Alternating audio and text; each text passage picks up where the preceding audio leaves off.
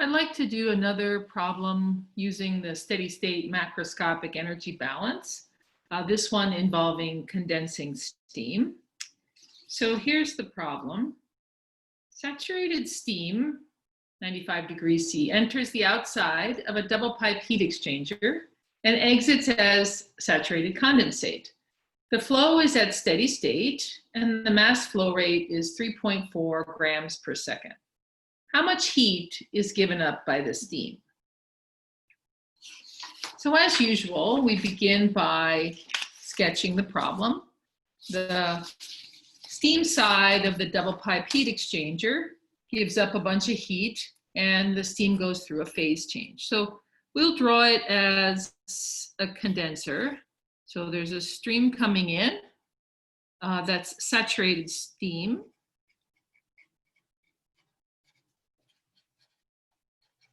And it's at 95 degrees C. And we can just look up what the pressure is. And it's flowing at 3.4 grams per second.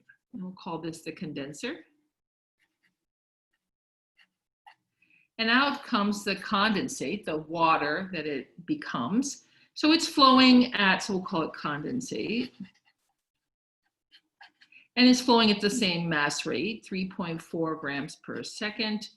And it says that it's saturated condensate, so it'll be at the same temperature, 95 degrees C. Now with steam, we usually rely on the steam table. So here's an example of a steam table from Giancopoulos. And in the steam table, you can just look up the properties of saturated steam. So here's the same table, only zoomed in on 95 degrees C. So here at 95 degrees C, we can see that the vapor pressure, so the pressure of the steam, is 84.55 kilopascals for the 95 degrees C saturated steam.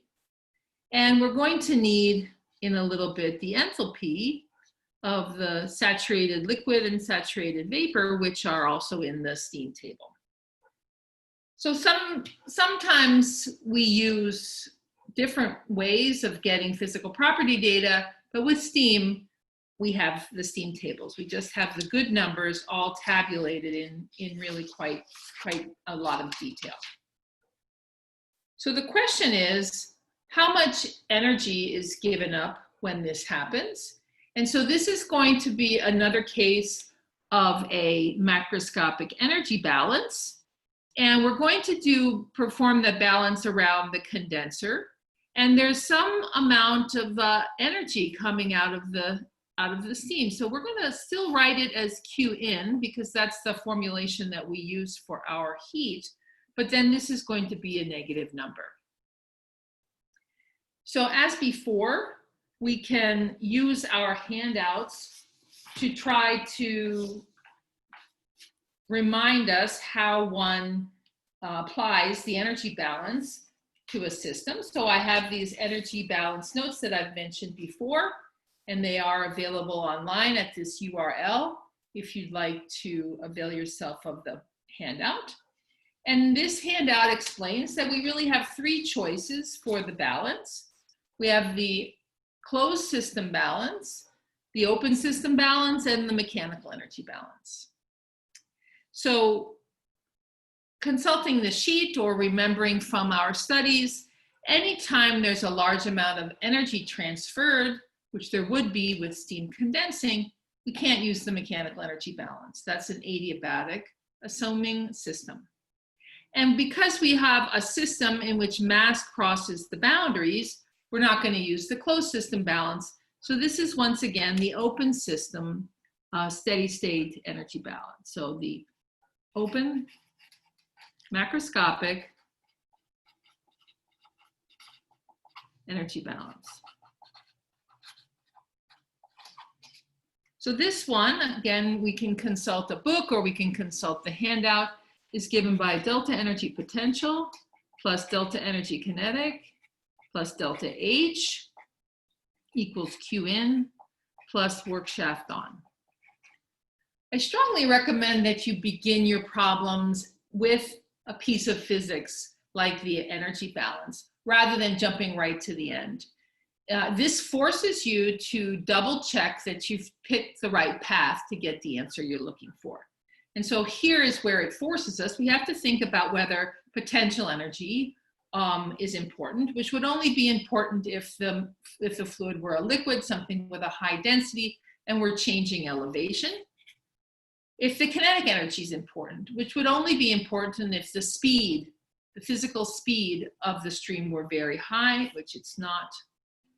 The enthalpy changes depend on internal energy, which depends on things like the phase that it's in. So certainly the internal energy has changed, going from steam to condensate, or whether pressure or temperature has changed.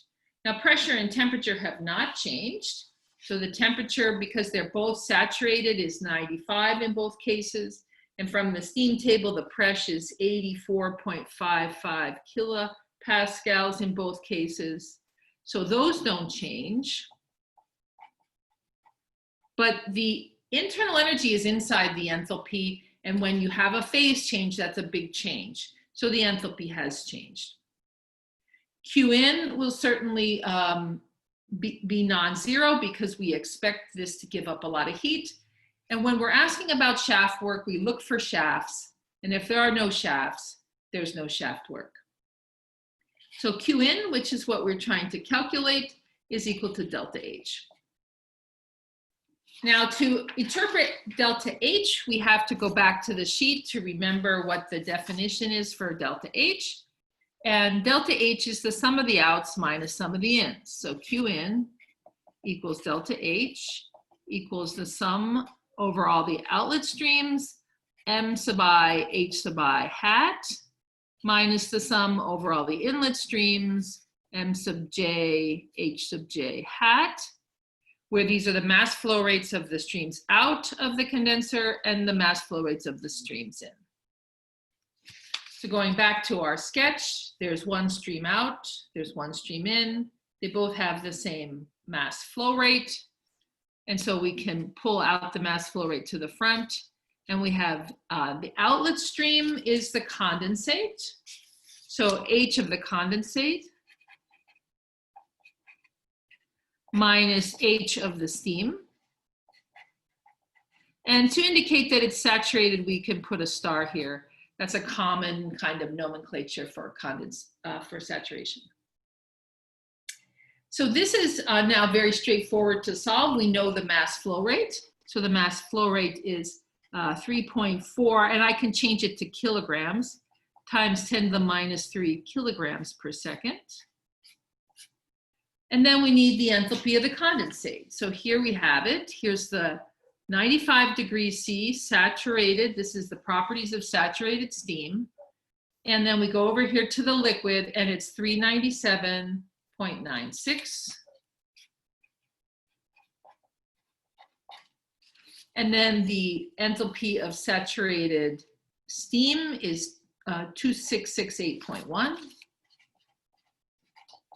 And the units are given at the top of the table, kilojoules per kilogram.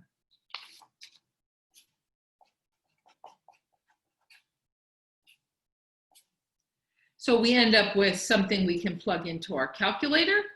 And I've done that, so I can tell you that the answer is minus 7.7185 kilojoules per second, which is a kilowatt. So truncating to 2 sig figs because of the mass flow rate, we have minus 7.7 kilowatts.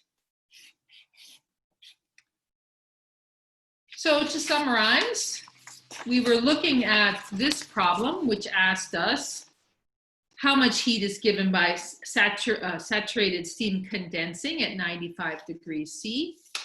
And we sketched the problem and applied the open system macroscopic energy balance, which we then said was for the case of negligible potential and kinetic energy changes and no shaft work, which tells us that the Q is given purely by the enthalpy change, and the enthalpy change was calculated from the latent heat of vaporization, which we obtain from the steam tables.